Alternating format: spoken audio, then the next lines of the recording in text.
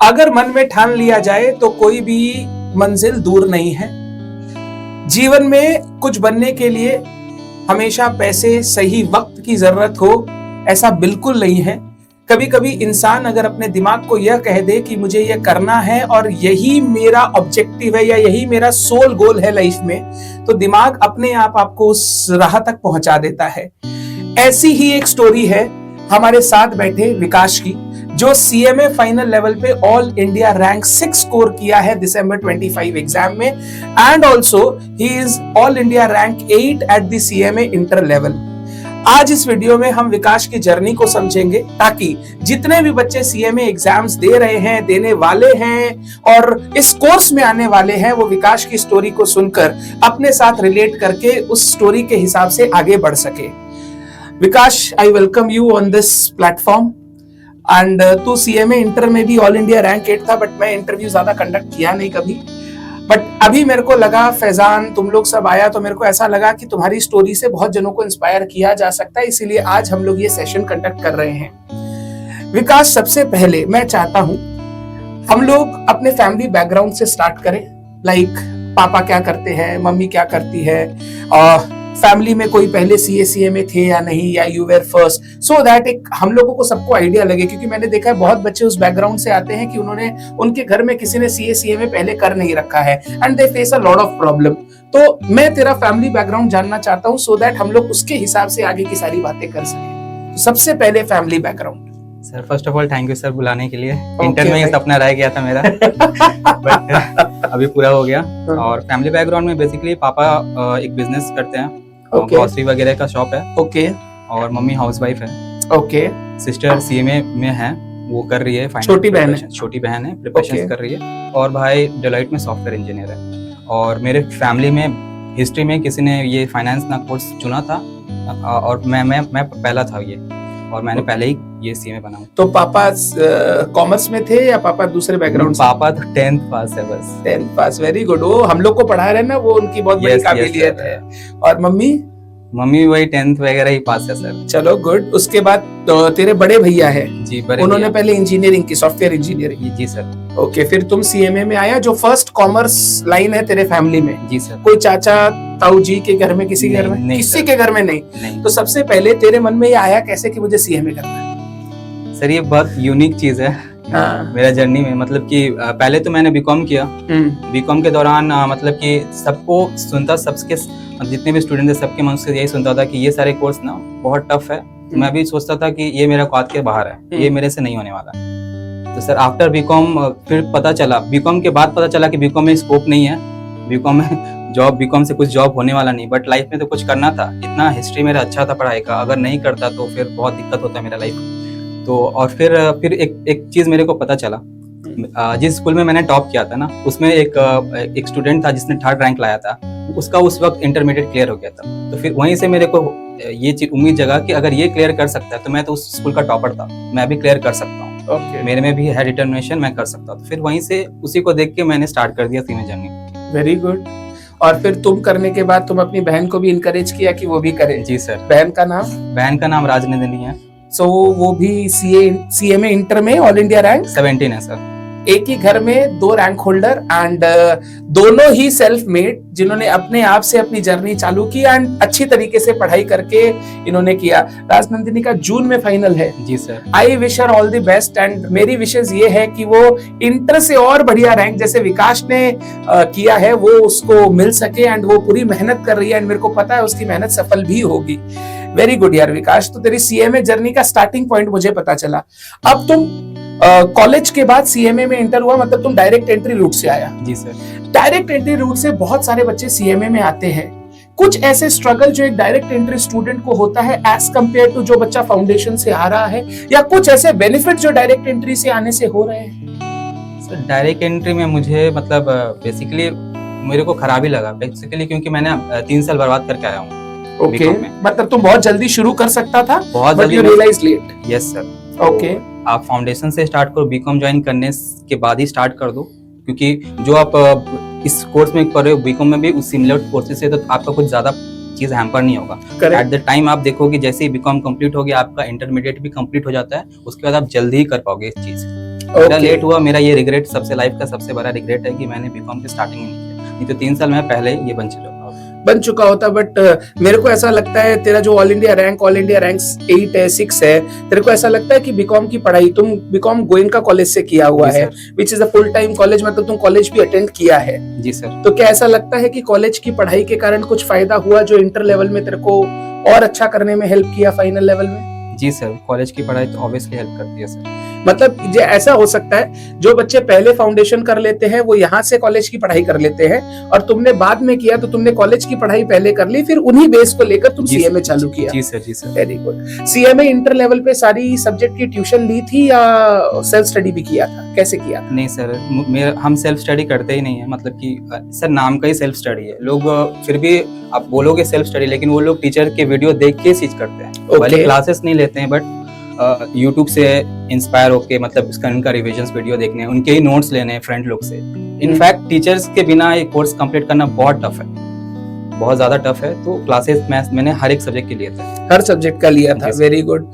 तो क्लासेस लेने से और क्या क्या ऐसा फायदा होता है अगर हम लोग कोचिंग करके सीएमए करते हैं, चाहे इंटर हो या फाइनल, उसमें क्या ऐसे कुछ बेनिफिट्स है जो तुमको हेल्प किया कि हाँ तुम रैंक होल्डर बन सका CMA inter and final level पे? सर क्लास लेने के बाद मुझे लगता है कि 30-40% चीज टीचर लोग आसान करके दे देते हैं। ओके। आप मैथ उठाओ, मैथ में कुछ समझ में ही नहीं आएगा, आपको वो चीज इंटरप्रेट करके आपको इजी लैंग्वेज में।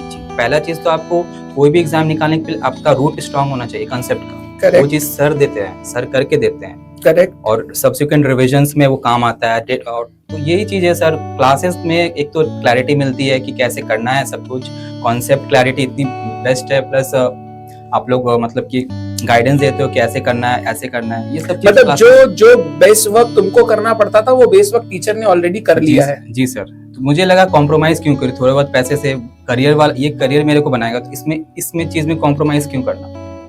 कल को रिग्रेट ना हो कि मैंने क्लासेस नहीं, इसकी वजह से मेरा ये नहीं आया। बहुत जन ऐसा भी करते, रिग्रेट होता है बाद में sir.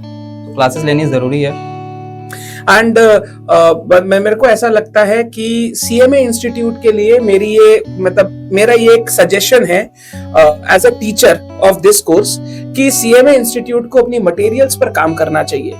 I find their materials to be थोड़ा सा बोरिंग, एंड कंटेक्स्ट जितना और कवर हो सके और क्वेश्चन जो और बेटर हो सके, मतलब अभी फिलहाल उनके मटेरियल में जो क्वेश्चन और जो उनके एग्जाम में क्वेश्चन के लेवल में आ रहे हैं उनमें बहुत फर्क है। फाइनल लेवल पे तो बहुत ज्यादा फर्क है, इंटर लेवल पे भी डिफरेंसेस है। मेरे को लगता है राइट टाइम है कि उनको अपने मटेरियल पे काम करना चाहिए, so that the material also helps the student to do self study. क्या लगता है तेरे को? सर एकदम I totally agree with you. अभी तो नया सिलेबस आने वाला 2026 में, तो अभी एक टाइम है इंस्टीट्यूट के पास चेंज करने का। करेक्ट। और सही बोला आपने, बोरिंग तो है ही, मतलब कि और जिस लेवल का क्वेश्चंस उन्होंने बुक में दिया है उसके अलग ही क्वेश्चंस आते हैं। तो ये चीज थोड़ा ये हो जाता है ना डिसगाइज टाइप का, कि आप अगर उस लेवल का एग्जाम्स में दे रहे हो, उस लेवल का स्टूडेंट को प्रिपेयर भी करवाओ, उस लेवल के क्वेश्चंस है ही नहीं बुक में, तो आप एग्जाम में दे रहे हो, तो बहुत सारा बच्चा के लिए तो ये हो गया ना, बहुत नया हो गया सर। तो मतलब जो सेल्फ स्टडी कर रहे हो उसके लिए काफी सर बहुत डिफिकल्ट, उसके पास तो रिसोर्सेज ही कम है ना सर बुक में कर, प्लस बुक में कोई क्वेश्चन में एक्सप्लेनेशंस थोड़े गलत रहते हैं या फिर अपडेटेड नहीं रहते हैं एज पर अमेंडमेंट। ये चीज है सर। स्टडी मटेरियल में नहीं, मैं इसके लिए तो बोलूंगा मॉक टेस्ट में भी जो इंस्टीट्यूट का मॉक टेस्ट का लेवल और जो एग्जाम का लेवल है उसमें काफी डिफरेंस है सर, काफी difference. Mock test paper very easy, मतलब मैं बोलूंगा तो फर्स्ट क्वेश्चन हर चैप्टर का मॉक टेस्ट में देते हैं, बट जो एग्जाम में आता है वो काफी डिफिकल्ट लेवल होता है। तो आई थिंक वो भी उनको डेवलप करना चाहिए ओवर टाइम, कि आप वो दो जो आप पूछने वाले हो, सो दैट स्टूडेंट भी रेडी रहे कि मेरे को इतनी प्रिपरेशन करनी है। एग्जैक्टली सर, हमको लगता है इसी वजह से स्टूडेंट फेल होते हैं। आप अगर उस क्वालिटी का एग्जाम्स ले रहे हो तो उस टाइप के मटेरियल्स बनाओ, उस लेवल के क्वेश्चंस रहो, तब ना मेरा प्रिपरेशन उस लेवल का रहेगा, तब ना उस लेवल का टैकल कर पाएंगे। करेक्ट। ये मैं फील करता हूँ, और ये मतलब मेरे को ऐसा लगता है कि जल्दी से जल्दी इनको करना चाहिए। आप कलरफुल बुक नहीं भी बनाओगे तो चलेगा, वो डिमांड नहीं है। डिमांड ये है कि बुक में जो कंटेक्स्ट है, जो कॉन्सेप्ट्स है, वही एग्जाम में रेप्लिकेट हो, ताकि जो बच्चे सेल्फ स्टडी कर रहे हैं उनको बहुत फायदा हो सके। अदरवाइज उस बच्चे को घूमना ही पड़ता है कोचिंग की तरफ, उसके पास ऑप्शन नहीं है। जी सर। इंटरमीडिएट लेवल में बहुत सारे बच्चे सीएमए में सिर्फ एक ग्रुप देते हैं, ग्रुप वाइज ग्रुप प्रिपेयर करते हैं, बिकॉज 8 दिन 8 एग्जाम होता है, मेनली वो रीजन है। और साथ ही में 8 ही सब्जेक्ट एक साथ करना डिफिकल्ट है। तेरे दिमाग में एक ऐसे आया कि हमको दोनों ग्रुप एक साथ देना है, और फिर रैंक भी स्कोर हुआ उससे, क्योंकि उसके बिना तो रैंक आ नहीं सकता। तो तुम ग्रुप बाई ग्रुप क्यों नहीं गया, तुम दोनों ग्रुप एक साथ कैसे गया? पहले बात सर, हम उस वक्त तो कॉलेज कर नहीं रहे थे, मेरे पास Okay. फुल टाइम था। ओके प्लस लाइफ में कुछ किया नहीं था, तो कुछ अलग सा करना था, मेरे में डेडिकेशन था कि मेरे को अच्छा करना है, और टाइम तो मिलता ही था, प्लस अच्छा करना था लाइफ में, और डिफरेंट रैंक होल्डर्स के इंटरव्यू देखना, उससे इंस्पायर होना कि रैंक आना एक अपने आप में बहुत बड़ा चीज़ है, उसके बाद लाइफ चेंज हो जाती है, अलग सी लगती है। ये सब चीज़ इंस्पायर होके कि मेरे को भी करना है, मेरा भी सपना है, रैंक आने के बाद कैसा लगता है, ये सब चीज़ के लिए मैंने चुना। Very good, very good. अब इंटर के बाद जो फाइनल का जर्नी है ना, वो सीएमए में काफी मतलब अलग अलग बच्चे अलग अलग तरीके से चलते हैं। मैं चाहता हूं तेरी इंटर से फाइनल तक की जर्नी क्या रही है वो थोड़ा सा तुम एक्सप्लेन करे बच्चों को, जिससे उनको भी गाइडेंस मिले कि इंटर से फाइनल की जर्नी को कैसे जिया जाए, because I think that is most difficult journey. Articleship भी रहती है, एक ग्रुप दे, दो ग्रुप दे, पहले ग्रुप 3 दे, ग्रुप 4 दे, बहुत सारे बच्चों को बहुत सारे डाउट है। तो मैं चाहता हूं तू अपनी जर्नी एक बार बच्चों को बताए कि इंटर से फाइनल की जर्नी तुम्हारी कैसी रही। तो सर, मेरा इंटर का रिजल्ट अराउंड अप्रैल 23 में आया था। उसके बाद मैंने स्टार्टिंग में 2 महीने एक फॉर्म में काम किया। उसके बाद मेरा हाउसिंग एंड अर्बन डेवलपमेंट एक PSU है, उसमें मेरा लग गया आर्टिकलशिप।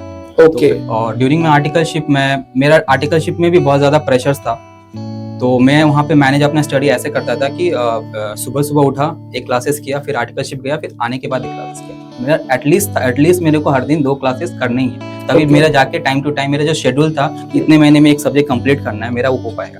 ओके। तो इसी तरह और 15 महीना मैंने आर्टिकलशिप की कंप्लीट। हाँ। उसके 15 महीने में मेरा अराउंड 5 क्लासेस कंप्लीट कर लिए थे। मतलब तुम एक बार में एक ही सब्जेक्ट पकड़ता था? हाँ, आर्टिकलशिप में तो आप 2 का चांस ही ले सकते तब। बट तुम एक सब्जेक्ट का 2 क्लास करता था दिन में? जी सर। ओके। मतलब जो चीज नॉर्मली 5 महीने में बच्चे कंप्लीट करते हैं वो तुम 2.5-3 महीने में कंप्लीट कर पा रहा था? जी सर। इसीलिए तेरा 15 महीने में तुम बोल रहे हो 5 सब्जेक्ट का क्लासेस तुमने साथ साथ कंप्लीट कर दिया था। Very good. फिर आर्टिकलशिप कंप्लीट होने के बाद? आर्टिकलशिप कंप्लीट होने के बाद सर, उस वक्त एक्चुअली AI का ज़माना था, तो मेरे को लगा कि जब तक हम अपना CMA कंप्लीट करेंगे तब तक मे भी जॉब रहेंगे नहीं रहेंगे। तो इसलिए मतलब उसी वक्त, और एक्चुअली उसी जैसे मैंने आर्टिकलशिप कंप्लीट किया, उसके बाद एक वैकेंसी आई थी ऑल इंडिया में, जो कि इंटरमीडिएट लेवल में एज अ अकाउंट ऑफिसर की पोस्ट निकली थी। Okay. तो मैंने लकीली उसका एग्जाम दिया, मुझे कॉन्फिडेंस था मैं निकलेगा, बट उसमें एक ही रिजर्व थी सीट, अनरिजर्व की एक ही सीट थी, लकीली मेरे को ही मिली। Very good. और उसके कितने लोग एग्जाम देते हैं? एग्जाम अराउंड आप बोले तो 1000-2000 ऐसे देते हैं, और 2000 में एक ही सीट है जो सीट तेरे को मिली? मैंने तो ऐसे ही दे दिया था सर कि हो जाएगा तो अच्छा बात है, बट लकीली हो गया। और उसमें भी तो ऑल इंडिया रैंक 1 था? अनरिजर्व कैटेगरी में 1 था मैंने। वाह, बढ़िया, वेरी गुड। तो फिर मतलब मेरा ज्वाइनिंग फरवरी में आया। फरवरी 2025 में मेरा ज्वाइनिंग ऑफर लेटर आया।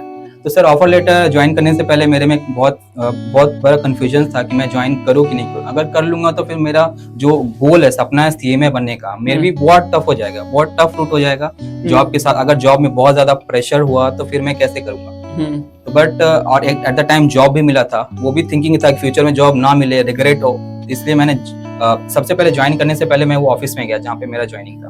मैंने वहाँ पे पूछा कि मेरे को CMA फाइनल की मतलब की छुट्टी मिलेगी कि नहीं मिलेगी। तो लोग बोले मिल जाएगी, एग्जाम मतलब दिसंबर में ऑडिट वाले चक्कर नहीं रहते हैं, इस टर्म में होते हैं। तो बोला कि मिल जाएगा। तो तभी मैंने उसी कंडीशन पे मैंने ज्वाइन किया। अगर वो लोग बोलते नहीं मिलती तो मैं ज्वाइन नहीं करता, क्योंकि मेरा अल्टीमेट गोल था मेरे को CMA बनना है, क्योंकि इंटर बेसिस पे आपको 10 अपॉर्चुनिटी मिलेगी, बट अनलिमिटेड अपॉर्चुनिटी मिलेगा अगर आप CMA क्वालिफाइड कर जाओगे। करेक्ट। इसलिए मैं वो चुना, और टफ था पाथ, लेकिन मैं फिर फरवरी में मैं ज्वाइन कर लिया। स्टार्टिंग में मेरा पोस्टिंग आपको 2 महीना मेरा नोएडा में था।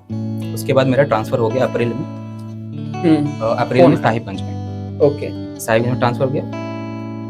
और ड्यूरिंग मतलब जॉब मैं कर रहा था, आफ्टर जॉब मैं कुछ क्लासेस करना, कुछ रिविजन्स करना, मतलब 5 बजे तक जॉब होता था, 5 के बाद 12-1 तक स्टेज में टानना, पढ़ना, फिर सुबह मॉर्निंग उठ के फिर लाइब्रेरी जाना 3 घंटा, फिर ऑफिस, यही रूटीन चलता था। और इसी बेसिस पे मेरा हो गया ये सब। मतलब लगातार 2 महीना 2 साल जब तक तेरी पढ़ाई चली तुम कोई ना कोई काम में व्यस्त था। मतलब इट वाज नेवर लाइक कि तुम पूरा छुट्टी लेके पूरा घर पे बैठ के पढ़ाई कर रहा है। जी बिल्कुल। ओके। फरवरी तक तेरा नया जॉब लगते लगते तेरी 5 क्लासेस हो चुकी थी। उसके बाद तुमने DT IDT की क्लास की?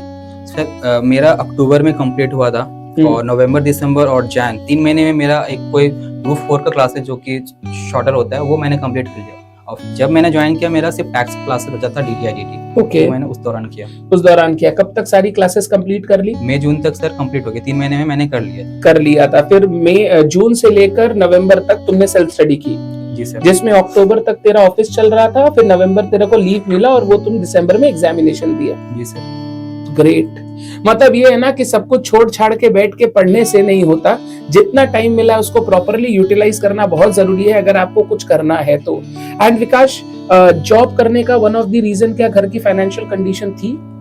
यस सर, एक तो थी सर। मतलब तेरे को अपने घर के लिए भी काम करना था? ऑब्वियसली सर, हम लोग पढ़ रहे हैं घर के लिए, घर की स्थिति को ठीक करने के लिए। बहुत बढ़िया यार, बहुत बहुत इंस्पायरिंग। जो बच्चे ये बोलते हैं ना उनके पास टाइम नहीं है, पढ़ाई नहीं हो रही है, आर्टिकलशिप सब ले जा रही है, आप लोगों को विकास से ये जरूर सीखना चाहिए कि अगर मन में आप ठान लो। मैं इंटरव्यू से पहले विकास से बात कर रहा था तो उसने यही बोला, सर सब कुछ खेल दिमाग का है। अगर दिमाग में ठान लिया है मुझे करना है तो मुझे करना है, और वो कोई रोक ही नहीं सकता करने से। और दिमाग को ये बोल दिया ना, नहीं यार आज रेस्ट करेंगे कल करेंगे, तो दिमाग बोलेगा हाँ भाई सो जा, रोज रोज रेस्ट करने थोड़ी मिलता है। It is very important for every one of us to understand that this time of life is very precious. अगर अभी मेहनत कर लिया ना तो पूरी जिंदगी भर आप अच्छी तरीके से अपनी लाइफ जी सकोगे। हाँ मेहनत रहेगी बट लाइफ आपकी कभी ऐसा नहीं होगा कि आपको कभी मुड़ के पीछे देखना होगा। बहुत बढ़िया यार, बहुत बढ़िया। मेरा एक बहुत इंपॉर्टेंट क्वेश्चन है, ग्रुप बाय ग्रुप बच्चे को जाना चाहिए कि दोनों ग्रुप एक साथ देने चाहिए? सर वो स्टूडेंट पे, मुझे लगता है स्टूडेंट पे डिपेंड करता है। वो सब स्टूडेंट को अपनी कैपेबिलिटी पता है कि वो कर सकता है कि नहीं। अगर आप तो ऐसा नहीं है कि दूसरे कर रहे हैं बहुत ग्रुप में भी वो थोड़ा अच्छा कैपेबिलिटी है तो उसको देख के मैं भी करूँ। मेरे का कैपेबिलिटी पता है, उस हिसाब से जाओ। ऐसा नहीं है कि ग्रुप एक पे एक ग्रुप देके करियर नहीं है, दोनों वे में करियर है। बट अगर आपको रैंक लाना है तो दोनों ही देना होगा। रैंक लाना सर, रैंक तो जस्ट मुझे लगता है कैंपस तक सीमित है, उसके बाद तो कोई पूछेगा नहीं कितना रैंक है। बट तेरे लिए लाइफ भर में तो ये एक हो गया ना कि हाँ ये सर, ये तो है sir. But priority sir, priority तो पास होना है ना, उसके बाद रैंक। अगर कोई तो वही चीज है सर। और तुम ये भी मेरे को बोला कि सर मेरा रैंक आने के बाद मेरे घर के आसपास नेबर में सारे बच्चे CMA करने लग गए, जितने भी थे सर। ये बहुत बड़ा बात है। मतलब ये इंस्पिरेशन आप बन गए इस एज में लोगों के लिए, तो वो बहुत बड़ी बात है। बहुत हम लोग लाइफ में आगे जाके कुछ कर सकते हैं बट ये एट ए यंग एज अगर हम कर पा रहे हैं तो ये बहुत बहुत बढ़िया बात है। अब नेक्स्ट जो सबको डराता है, दोनों ग्रुप साथ में दे तो देंगे बट 8 दिन 8 सब्जेक्ट, ये जर्नी कैसे जी जाती है? How to live this 8 days जब आप एग्जाम्स दे रहे हो CMA इंस्टीट्यूट के? Because I think that is the toughest part to handle. पढ़ाई वगैरह सब हो जाती है बट वो जो 8 दिन 8 सब्जेक्ट, दिमाग को स्विच करना और कम समय में सब कुछ रिवाइज करके जाना, कैसे प्रिपरेशन थी ये 8 दिन को जीने के लिए? तो सबसे पहले पता है सर, मतलब आप बोथ ग्रुप दे रहे हो तो आपको पता है वो 8 दिन आपको जीना है। वो दुनिया मतलब कि लाइफ का सबसे टफेस्ट डे होता है, ठीक है सर। उस दिन के लिए मैंने पहले से प्रिपेयर कर लिया था कि जैसे ही मतलब फॉर एग्जांपल पहला एग्जाम सर वो डिफिकल्ट नहीं क्योंकि आप पढ़ के आते हो। पहला 2 एग्जाम मुझे लगता है कि इजीली निकल जाए क्योंकि आप एग्जाम से पहले उसी को पढ़ के जाते हो, ठीक है सर। उसके बाद मतलब कि जैसे कि एग्जाम दे के आया मैं, 1 बजे एग्जाम होता है, 2 बजे तक आया, फिर 3 घंटा सोया। उसके बाद मैं मेरे पास अराउंड अगर मैं 6 बजे उठता हूँ शाम को तो अगले दिन मुझे 8 साढ़े 8 बजे निकलना है, तो मेरे पास हार्डली 12 घंटा मिल रहा है। और उसके बाद मैं एक जगह लिखता था 12 घंटा मेरे को है, और फॉर एग्जांपल 10 चैप्टर्स है तो उसको मैं एलोकेट करता कि कौन सा चैप्टर कितने देर में मेरे कंप्लीट अकॉर्डिंग टू इम्पोर्टेंस। ऐसा नहीं कि जो वीक है उसको पहले कर लिया, तब तक तो लास्ट में हरी हो जाता है, ऐसा नहीं होगा। जो जितना इंपॉर्टेंट उसको पहले करना, क्योंकि कहीं ना कहीं ये याद रखना सबको कि जिस दिन लास्ट दिन जो पढ़ोगे वही लिख पाओगे सर। वो अगर नहीं देखेंगे ना कितना भी, क्योंकि सर एग्जाम में अलग प्रेशर होता है सर। फील करता हूँ जो एग्जाम मैं सोचता हूँ कि मैंने जो क्वेश्चन मैंने किया है पूरा साल भर किया बट वो मैं लास्ट डे में नहीं कर पाया। मेरा बहुत सारा क्वेश्चन मेरा ऐसे गया। तो वो चीज जो चीज आप लास्ट एग्जाम में मतलब लास्ट दिन अगर पढ़ लोगे ना वही चीज कर पाओगे। तो आपको एक तो क्रिस्प मैनर में शॉर्ट नोट्स बनाने हैं, क्योंकि आप बल्कि बुक्स पूरा करोगे तो नहीं होगा। और लास्ट डे में रिटन प्रैक्टिस आपको करनी है, कुछ सम्स तो करनी है, नहीं तो फिर हाथ नहीं चलेगा। एग्जाम में हाथ ही नहीं चलता है कि एक स्टेप के बाद क्या आएगा नहीं आएगा। 1-2 सम्स हर चैप्टर से एटलीस्ट आपको करना ही है करने।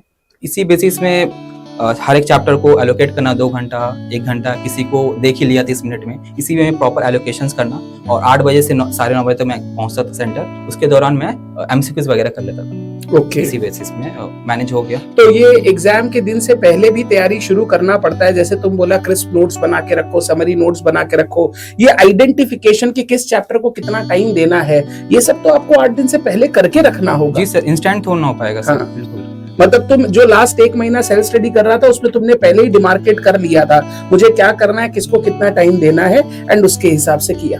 क्योंकि सर इंटर में मेरे को रिग्रेट हुआ था कि जितना जो चीज मैं साल भर पढ़ा ना उस दिन वो पढ़ ही नहीं पाया, तो उस चीज से मैंने सीखा कि अब वैसा नहीं होगा, अब हम पहले से प्लान कर लेंगे कौन चीज कितना करना है वैसे। ओके, अब ये जो 8 दिन में अपने 8 एग्जाम देते हैं, माइंड सेट मतलब कब तेरे को कभी ऐसा लगा क्या कि बस अब हो गया, अब नहीं हो रहा है, या फिर मतलब एनर्जी अपने आप बना रहता है, मतलब क्या वो 8 दिन में तेरे को ऐसा लगा है कि वो डिफरेंस मेक किया है कि तुम ऑल इंडिया रैंक 6 है?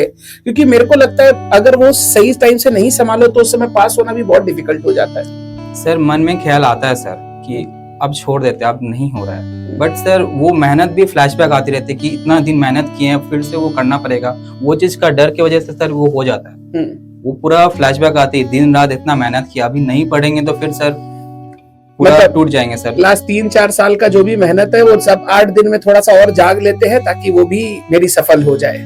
Yes sir. एमसीक्यू को कैसे प्रिपेयर किया? Because I find, and Faizan ने भी बोला था कि एमसीक्यू अगर कोई अच्छे से नहीं कर रहा है तो उसको अच्छे मार्क्स लाना तो बहुत डिफिकल्ट है सर, बहुत difficult. Majority of the students को पता नहीं देते सर, वो लोग लास्ट डे वाला देखेंगे या फिर बिट क्वेश्चन ऐसे कर लेंगे, बट नहीं, वो चीज बहुत ज्यादा इंपॉर्टेंट है। और मुझे वो पता चल गया था स्टार्टिंग में, उसके लिए मैंने एक प्रिपरेशंस कर ली थी। मतलब जैसे कि सर जैसे कि आप बुक के एमसीक्यूज आप टिक टाक कर रहे हो, फर्स्ट टाइम कर लो, बट सेकंड टाइम तो टिक ही रहता है ना, उसको कैसे करेंगे? तो मैं क्या करता था, एक ऐप आता था प्ले स्टोर में, उसको सारे एमसीक्यूज को उसमें इनकॉर्पोरेट करना, जस्ट लाइक क्विज टाइप का हो जाए, और मैं ऑफ टाइम में डेली जब भी सोने से पहले 10-15 मिनट मतलब वो एमसीक्यू गेम टाइप का मतलब खेलते रहता था। कौन सा एप्लीकेशन है सर? बहुत सारा प्ले स्टोर में मिल जाता है कि दिखा, मतलब नाम बता दे, यहाँ पे तो बच्चे सीखना चाह रहे हैं, क्या है मतलब कौन सा ऐसा एप्लीकेशन है? बहुत सारा है जिसमें आप खुद से टाइप कर लो क्वेश्चंस, एमसीक्यू लिख लो, उसके करंट आंसर क्या है वो सब इनकॉर्पोरेट कर लो, उसके बाद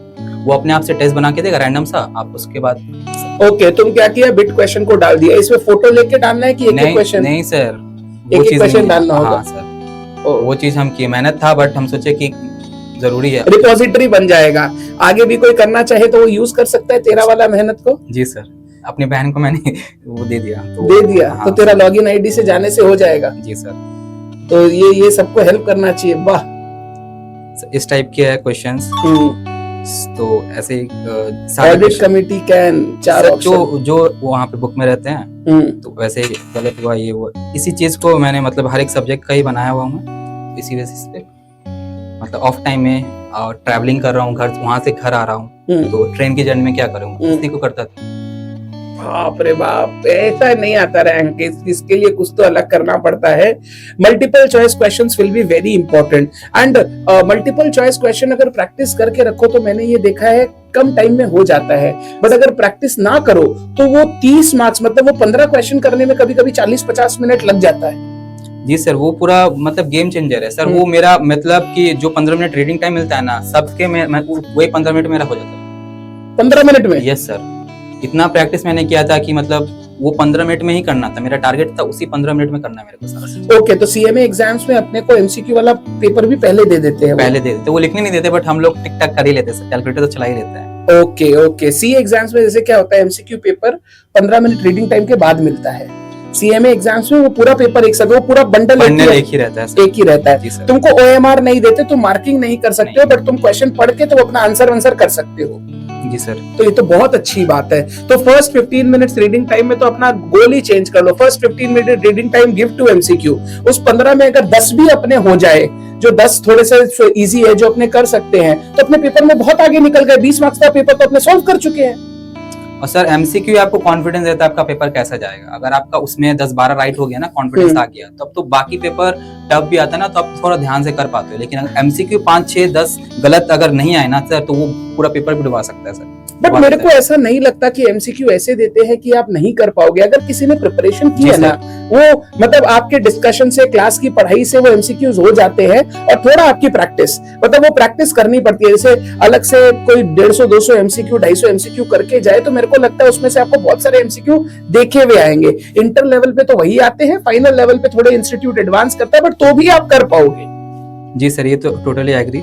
मतलब 2-4 में फंसता है सभी, वो है वो ठीक theory है वाले सर। ठीक है। तो मैं 15 में 10 बोल रहा हूँ ना, मैं तो 15 में 15 बोल भी नहीं रहा हूँ, मैं जी बोल रहा सर। हूँ 15 में अगर 10 भी अपने वहां पे क्रैक कर दिए तो we are good to go यार, we are good to go. Yes sir. बहुत बढ़िया। अब जब तुम एग्जाम दिया था सीएमए फाइनल का, क्या तेरे को लगा था रैंक आएगा? सर एक्सपेक्टेशन, मैंने तो सर इंटर इतना नहीं कर पाया क्योंकि मेरा जॉब भी था, बट एक्सपेक्टेशन तो था सर, अगर नहीं आएगा तो सर किसको सर फेस कैसे करेंगे लोकेलिटी में सबको, क्योंकि तुम इंटर में ऑलरेडी रैंक होल्डर था तो तेरे अंदर प्रेशर था, बहुत ज्यादा प्रेशर था सर, और निकालना भी था। अगर लाइफ में कभी फेल नहीं हुए सर, अगर फेल हो जाते तो उसका कैसे हैंडल करते। क्लास 12 में तेरा कितना आया था सर? 95। अच्छा स्टूडेंट है। फिर तुम गोयनका में आ गया, Goenka college, there after CMA done. मतलब बैकग्राउंड तेरा गुड स्टूडेंट है। मतलब ये देख, मैंने ये चीज देखी है कि जितने भी बच्चे रैंक होल्डर वगैरह है ना, उनका जो स्टडी बैकग्राउंड है वो क्लास 12 के बाद से ही अच्छा है, तब जाके उनको अभी ये थोड़ी सी बेसिक स्ट्रांग होने के कारण ये सफलता मिलती है। तो वो बैकग्राउंड भी स्ट्रांग होना चाहिए। क्लास 12 में अकाउंट्स वगैरह सब अच्छा था? जी sir. Very good very good very good. तेरे को जब पता चला तेरा रैंक आया, तेरे पास कोई फोन आया इंस्टीट्यूट से या तुम खुद रिजल्ट देखा और पता चला? सर एक्चुअली मॉर्निंग में आया, तो मॉर्निंग में इंस्टीट्यूट से तो सर उतना सुबह नहीं आता, नहीं आएगा, 9:30 बजे आया था प्रेसिडेंट का कॉल। फिर हमको लगा मे बी 6 को आया, तो मतलब टॉप 10 उन लोग सोचेंगे टॉप 10 को कॉल करना है। 6 को आया, फिर एक दिन बाद ईस्टर्न रीजन का चेयरपर्सन से भी कॉल आया पर्सनल नंबर से कि मेरा नंबर सेव कर लेना, कोई भी दिक्कत हो बहुत बहुत बधाई हो, ये सब चीज बोले। बहुत बढ़िया। और तेरे पास रिजल्ट आते ही तेरा क्या था, घर पे था कि ऑफिस? घर पे था? नहीं सर, बताते हैं। तो बेसिकली रिजल्ट शायद वेडनेसडे आया, तो ट्यूसडे को ऑफिस किया मैंने, उसके बाद ट्रेन धरा।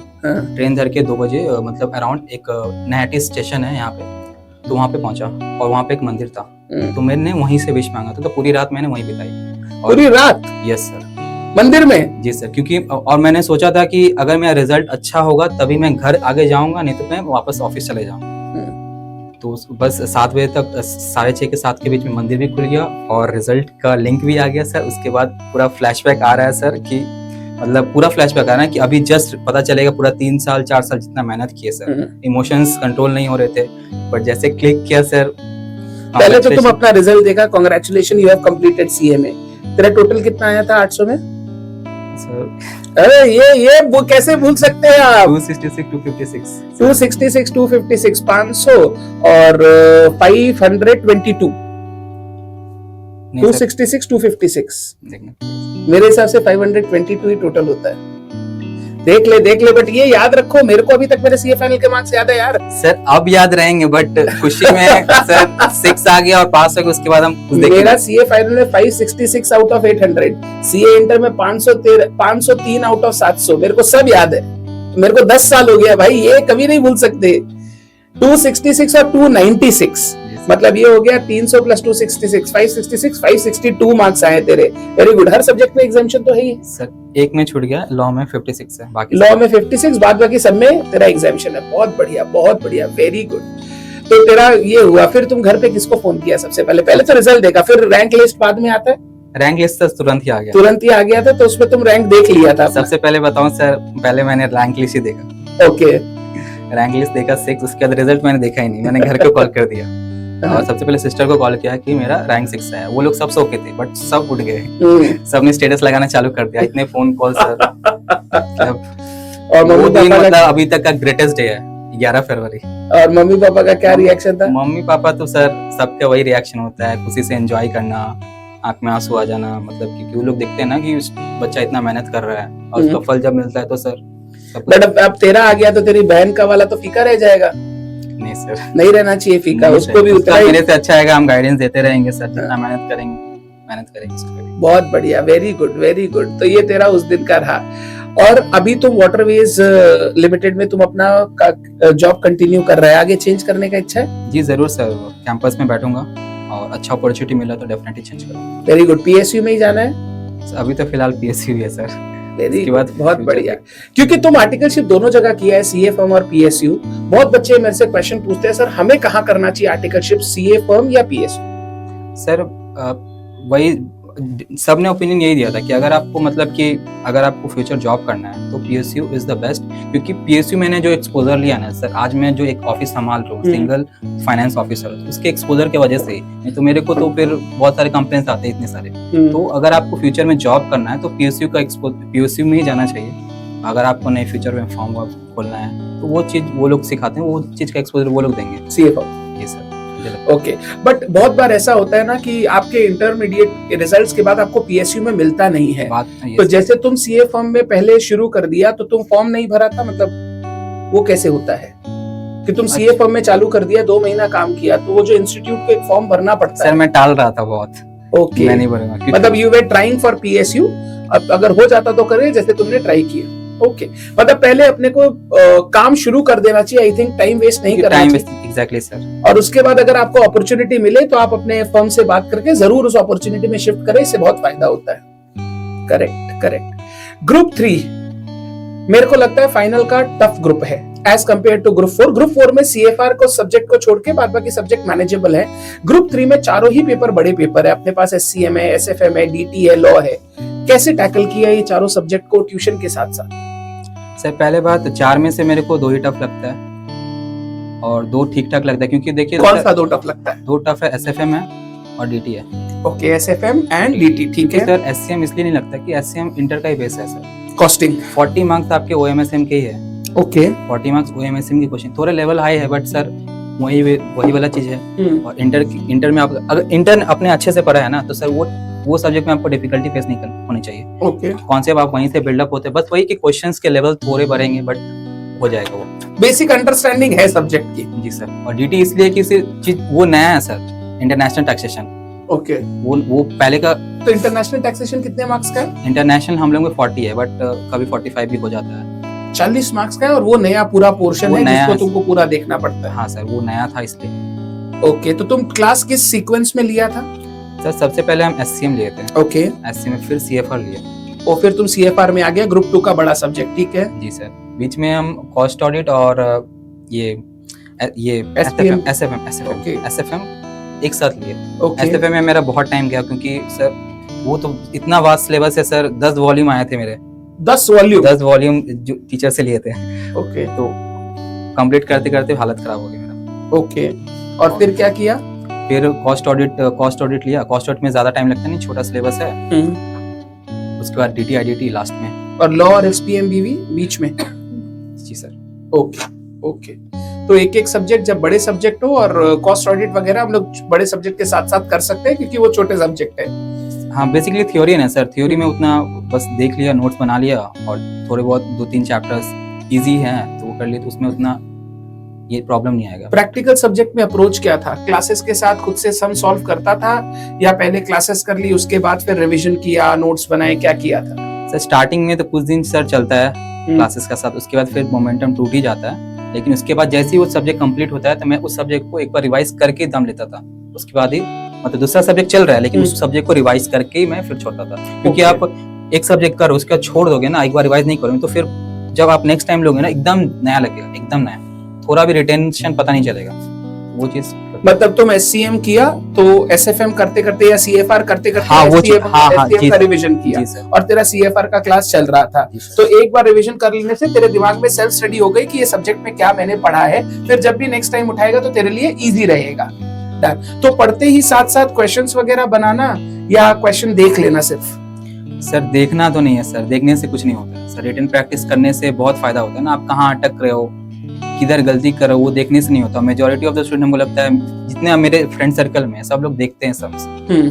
तो ये चीज सर जब तक रिटन प्रैक्टिस नहीं करोगे तो फिर नहीं होगा, आपको गलती पता चलती है। ऐसा नहीं सब करना है, 2-4 तो करना ही है तुम। मतलब हर चैप्टर का इतना कर लो कि तुमको पता रहे उस चैप्टर में क्या है और उसको कैसे अप्लाई करते हैं। Okay, very good. और थ्योरी सब्जेक्ट में क्या अप्रोच था तेरा? थ्योरी में सर थ्योरी एक चीज है जो जिस सीक्वेंस में सर सीएमए एग्जाम लेता है ना वो बहुत अच्छा है, क्योंकि पहला 2 थ्योरी निकल जाता है स्टार्टिंग में, तो आपको रिविजन्स के एम्पल टाइम मिलता है ना। स्टार्टिंग में आप एग्जाम से पहले तो वही थ्योरी पढ़ोगे, तो वो बहुत अच्छा चीज है हमको।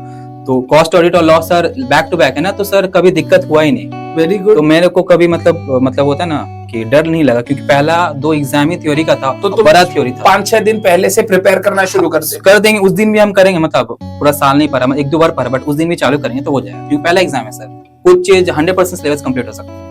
Very good, very good. और उसके बाद फिर प्रैक्टिकल चालू हो जाते हैं लगातार। और सीएफआर का सर आप हमको याद है डे 1 में आप बोले थे कि जितना प्रैक्टिकल है उतना थ्योरी भी है, तो थ्योरी जो, और ये सर सब्जेक्ट में डर तो लगता ही था, क्योंकि अगर टफ आ गया, अगर बहुत ज्यादा आ गया तो फिर किधर बचेंगे। और थ्योरी इसमें आता था 15 मार्क्स के, तो इधर थ्योरी आ रहे हैं, आपको 2-3 एमसीक्यू भी आ जाते हैं उससे। बिल्कुल आ जाते हैं, बिल्कुल। एक क्वेश्चन तो गवर्नमेंट अकाउंटिंग का 14, एक 7 मार्क का रिसेंट ट्रेंड 21 और 2 एमसीक्यू पकड़ ले, 25 मार्क तो थ्योरी से देता ही है। जी सर, तो बहुत बड़ा पोर्शन था। हम सोचे थे कि इंडेक्स कहीं बहुत आ गया, उसको उससे बाहर आ गया, कुछ ये हो गया, कंसोलेशन ने कुछ ऐसा एडजस्टमेंट दे दिया, डिफिकल्ट हुआ। इसलिए मैं उसी दिन से सोच रहा कि मेरे को थ्योरी पढ़ना ही है। बिल्कुल, मैं तो ये इनकरेज करता हूँ जो सीएमए का एक्सक्लूसिव पोर्शन है ना, जो सीए फाइनल से हटके है, like value added statement, EVA, internal reconstruction, valuation, ये थ्योरी वाला पार्ट, ये तो इतना अच्छा से करो क्योंकि 50 मार्क का पेपर तो आपका इसी से आ रहा है। जी सर। 14 मार्क का आपका इंटरनल रिकंस्ट्रक्शन हर टर्म में आ रहा है सर, इतना इंपॉर्टेंट है। वैल्यू एडेड स्टेटमेंट ईवीए से 7 मार्क एक क्वेश्चन हर टर्म आता है, अल्टरनेट। वैल्यूएशन का एक सम दे रहा है, और आप देख लेना एमसीक्यू में 2 वैल्यूएशन के क्वेश्चन रहते हैं, जहां गुडविल शेयर वैल्यूएशन का एवरेज मेथड, ये मेथड वो मेथड से आ जाता है। तो अगर इतना भी अच्छे से कर लेना तो 50 मार्क्स तो आप पेपर में पहले से एकदम रेडी हो कि ये 50 तो कहीं नहीं जाना। इसके बाद फिर आपको इंडीएस और बड़े चैप्टर में जाना चाहिए। मेरे हिसाब से सब्जेक्ट हल्का हो जाता है। जी सर, करेक्ट, वेरी गुड, बहुत बढ़िया। और थ्योरी सब्जेक्ट में नोट्स बनाए थे?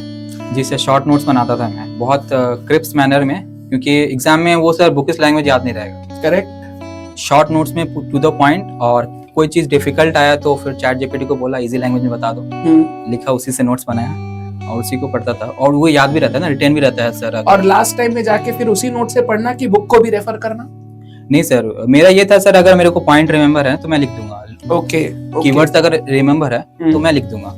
ओके, तो तुम अपने नोट्स पे ही रिलाई करता था, जिससे तेरा लास्ट रिवीजन भी जो 8-10 घंटे में मिलता है उसमें हो गया था पूरा? एग्जैक्टली सर, बहुत शॉर्ट में बनाया था, नहीं तो फिर सर वो 2 चैप्टर जो है गवर्नमेंट अकाउंटिंग और ये, वो उससे लास्ट डे होगा नहीं रिवाइज, बहुत टाइम खा जाएगा, बहुत टाइम लगेगा, बहुत बड़ा भी है सर। ओके, ये तुम जो नोट्स बनाता था क्लासेस के साथ साथ बनाता था कि जब फर्स्ट सेल्फ स्टडी कर रहा था तब बना रहा था? सर क्लासेस के बाद, मतलब साथ साथ नहीं करता था, बाद में बनाता था। ओके, मतलब एक बार क्लास खत्म हो गई, जब उस सब्जेक्ट को वापस खुद लेके बैठा तो एक एक चैप्टर पढ़ा, उसका नोट्स रेडी कर लिया। करेक्ट। तो ये नोट्स तेरे टेलीग्राम चैनल पर अवेलेबल होंगे बच्चों के लिए? सर कर देंगे सर। विकास का खुद का एक यूट्यूब चैनल है जहां पर वो बहुत सारे कंटेंट सीएमए बच्चों के लिए डालता है।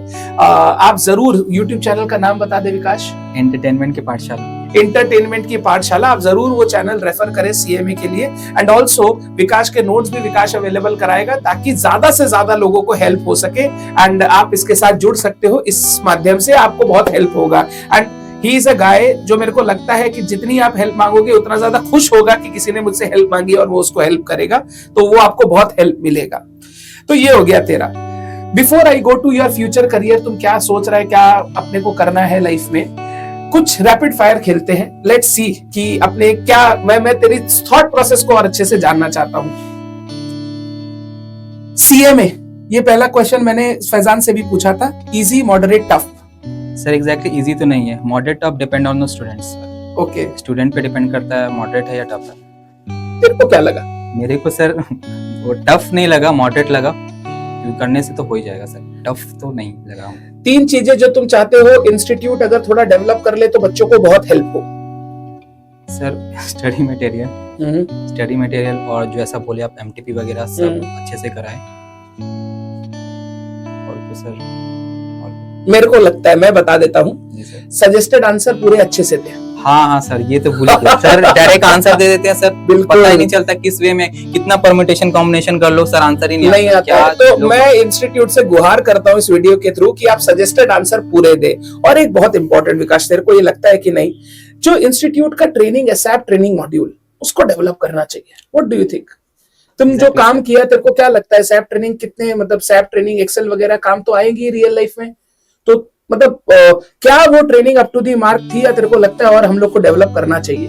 Sir up to the mark तो बिल्कुल नहीं थी वो। और क्या इंस्टीट्यूट में जाके करवाना चाहिए कि ऑनलाइन ही ठीक है? ऑनलाइन ठीक बिल्कुल नहीं है सर, वो कोई पता ही नहीं देता, स्टूडेंट लोग जितने भी ट्रेनिंग हुए सबको पता ही नहीं, ऐसे ही रैंडम सा कर लिया सर। ऑनलाइन फिजिकली जाके करने के लिए वो कंपल्सरी रखना चाहिए, तभी तो सीखेगा।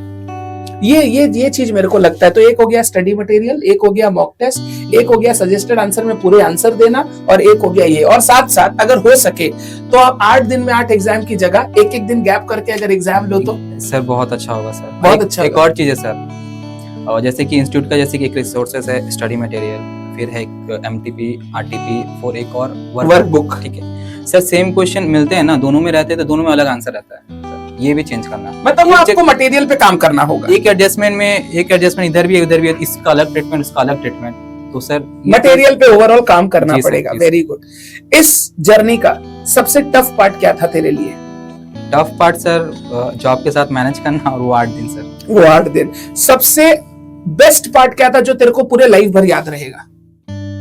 बेस्ट पार्ट यही था कि मैंने जॉब के साथ निकाला सर, ये मेरे लिए बहुत टफ था और मेरे को प्रूव भी करना था अपने आप को कि मैं कर सकता हूँ। अब तेरे को लाइफ में पढ़ाई will not be a challenge for you. अगर तू आगे भी पढ़ाई करता तो तेरे को डर नहीं लगेगा। मैं इसी को रिफर करूंगा कि मैं ये कर चुका हूँ। हाँ, कर चुका हूँ। Very good, very good. ठीक है, अब सब्जेक्ट्स पे चलते हैं। SCM और SFM? SFM sir. SFM और DT? SFM। SFM और IDT? SFM। SFM CFR? SFM sir.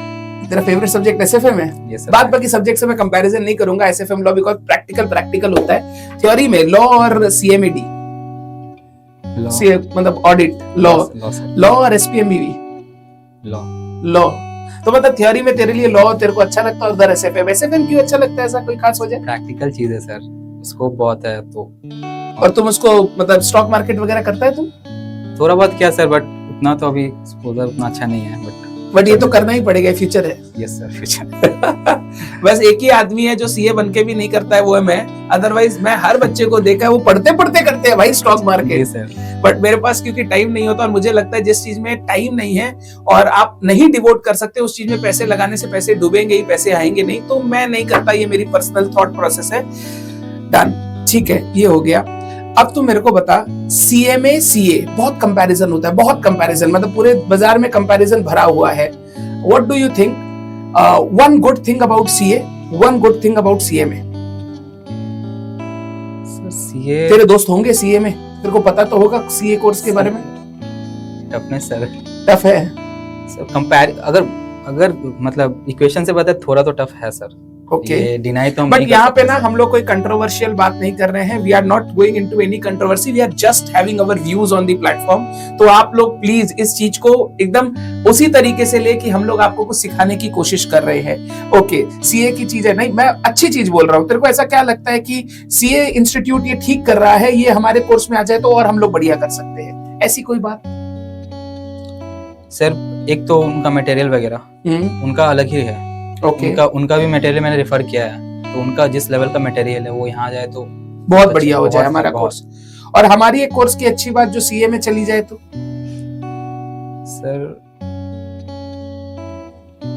Cost को प्रेफरेंस देना, कॉस्ट को भी देना थोड़ा बहुत। हाँ, मतलब आपको लगता है सब्जेक्ट वाइज जो प्रेफरेंसेस है वो सब्जेक्ट वाइज प्रेफरेंसेस वैसे हो। ओके, डन, ठीक है, डन। CA फर्म PSU दोनों में काम किया है। फॉर यू CA फर्म और PSU? PSU sir. PSU, very good.